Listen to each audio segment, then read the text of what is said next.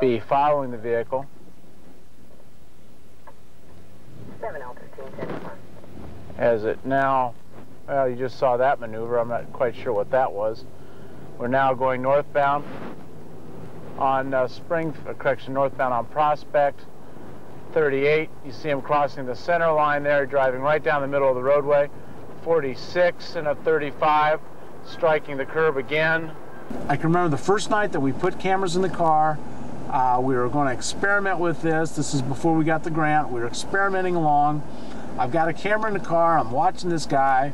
He drives over a curb. That's all he did. I decide to follow him. I get up to him a couple blocks later. He stopped at the stoplight, stopped past the stop line. Light turns green. He doesn't go. Finally, a few seconds later, he starts to go turn right on the road, changes his mind, come back in the roadway. He now goes north, speeds up. You know, I'm calling it in, or I'm talking on tape, because as I'm taping, because you want to tape the vehicle in motion, not simply the vehicle stop, but the vehicle in motion, the drunk cars, as I call it. So I'm taping, I'm talking what's going on, what I'm seeing, what I'm observing. And as I'm talking, I'm about ready to call the stop. Now, this is only taking 15 or 20 seconds, or actually 31 seconds.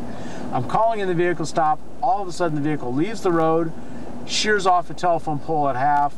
The vehicle rotates off the pole and comes to a complete stop.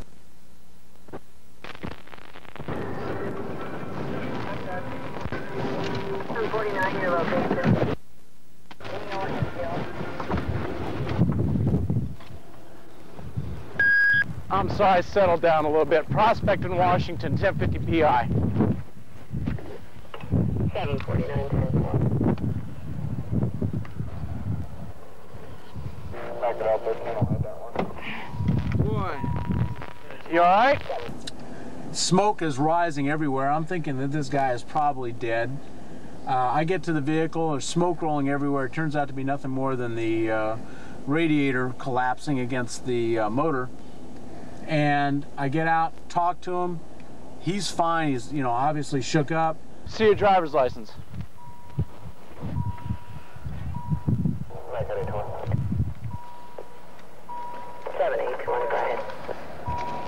Everyone seems to left hands, no one's around.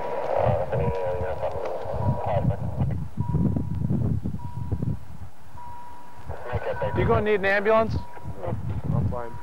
You're not going to need an ambulance? No, I'm fine. He's just survived a 46-mile-an-hour sudden impact into a telephone pole.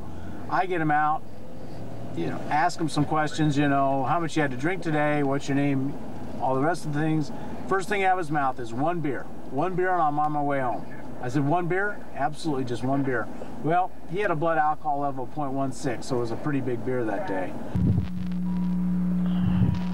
728 on it. Would you believe we got this on tape?